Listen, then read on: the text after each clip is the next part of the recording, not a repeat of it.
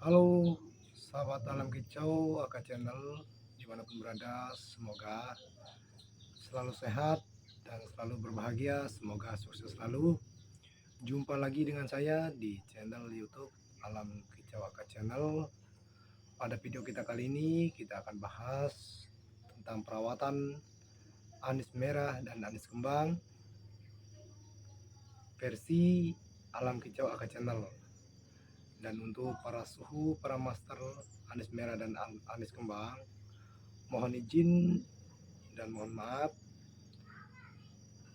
Alam Kicau Aka Channel bukan bermaksud untuk menggurui para suhu, para master, namun Alam Kicau Aka Channel hanya bermaksud untuk berbagi pengalaman atau berbagi tips cara perawatan anis merah dan anis kembang versi Alam Kicau Aka Channel.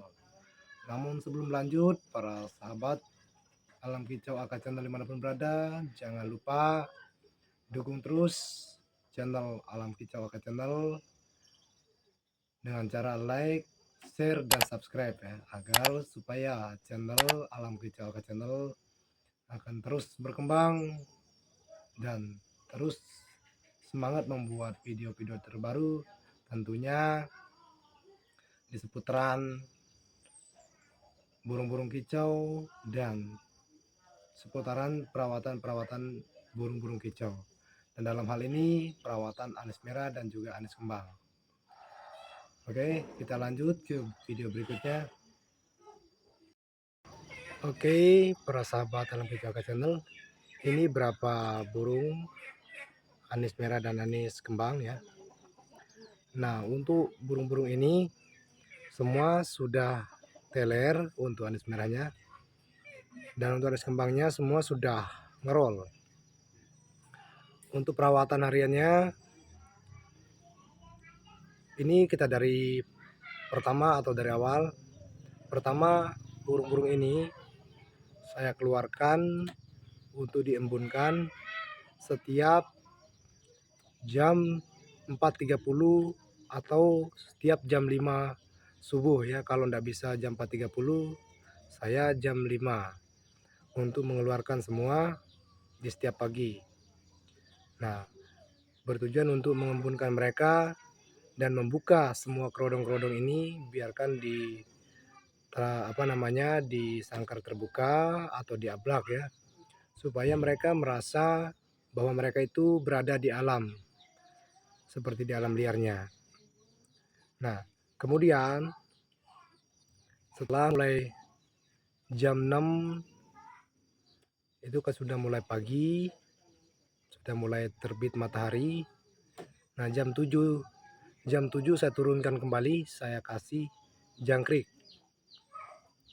Nah, ini untuk hariannya saya kasih jangkrik. Kalau untuk anis merah, setiap hari saya kasih 2, cukup 2 biji aja itu per hari. Kalau untuk anis kembang, saya kasih 3 jangkrik ini per hari. Itu setiap harinya. Tidak perlu dikasih 2 kali, saya hanya mengasih dia 1 kali, kecuali burungnya tidak sehat ya, baru kita harus 2 kali sehari. Dan kalau burung-burungnya itu sehat, kita harus menyetabilkan supaya burungnya juga tidak cepat naik birahinya. Nah, terus ini kalau untuk mandinya, ini saya mandikan 2 hari sekali. 2 hari sekali, kalau enggak pagi saya mandikan malam, tergantung, mohon maaf ya karena memang saya sibuk, tergantung dengan waktu saya. Kalau saya enggak sibuk paginya ya saya mandikan pagi, kalau saya enggak sibuk malamnya saya mandikan malam.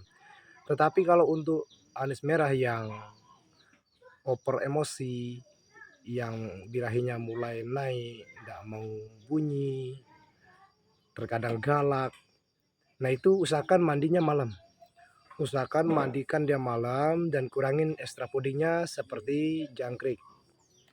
Nah, kalau untuk ekstra puding seperti cacing, di antara semua anis ini, walaupun dia ini anis berbeda, ada anis merah dan anis kembang, ini saya kasih dia seminggu sekali. Kalau untuk anis merah saya kasih 1 minggu sekali 1 cacing. Kalau untuk anis kembang saya kasih 1 minggu sekali 2 cacing untuk satu anis kembang. Dan ya untuk hasilnya luar biasa, tidak mengecewakan. Dan untuk semua ini anis kembang dan anis merah ini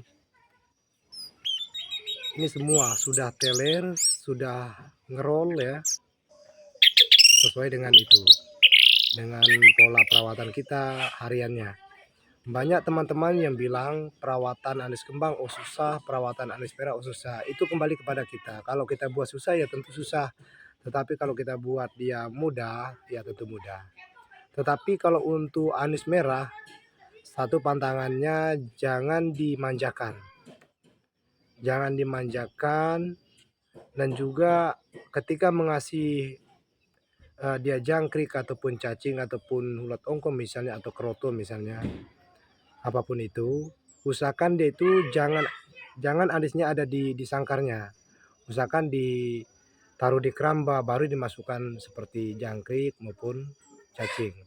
Karena kalau dilihat kita mengasih dia makanan menaruh kecupuknya langsung ketika dia ada di sangkarnya, takutnya dia akan cepat ngebos. Nah, karena kebiasaan melihat majikan atau pemiliknya ngasih dia makanan langsung, berarti dia sudah tahu bahwa dia itu dimanjakan sehingga dia ngebos. Kalau udah ngebos, dia tidak mau bunyi ketika ada kita. Dia selalu sinset, diam dia. Nggak mau bunyi ketika ada kita. Tapi kalau nggak ada kita ya bunyi. Tetapi kan kita senangnya kalau burung-burung ini kan bunyinya ketika ada kita. Kalau nggak ada kita kan ya bisa dikatakan rugi.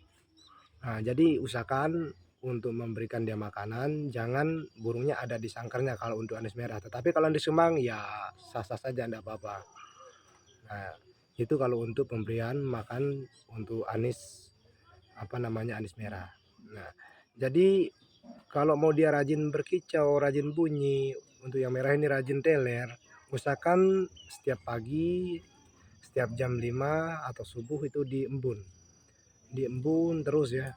Kalau kita rutin mengembun atau rajin mengembun, saya yakin burung-burung anis anis merah Anda dan anis kembang pun yang Anda punya pasti akan ngerol, pasti akan bunyi. Intinya kita harus rajin juga ya. Nah, ini kalau dibilang susah sih ya enggak begitu susah ya. Tapi kalau pemula, ya saya juga masih pemula, tetapi kita belajar bersama ya. Saya akan berbagi ilmu yang saya tahu ya. Ini untuk versi saya, ini juga sebelum saya beli enggak tahu seperti apa perawatan dari majikan sebelumnya, tetapi selama di saya juga enggak mengecewakan.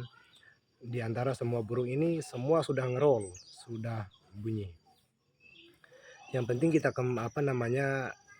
pola makannya, pola extra fooding itu teratur. Jangan berlebihan. Kalau untuk burung anis itu tidak baik berlebihan extra fooding. Ketika dia berlebihan extra fooding, maka dia tidak mau berkicau. Nah, mungkin cukup sekian dulu video dari saya. Jangan lupa untuk like, share, and subscribe ya, supaya channel Alam Kicaukan channel ini akan terus maju, terus berkembang untuk berbagi pengalaman, berbagi tip-tip perawatan seputaran burung-burung kicau. Nah, mungkin demikian dulu, terima kasih, sampai jumpa di video-video berikutnya.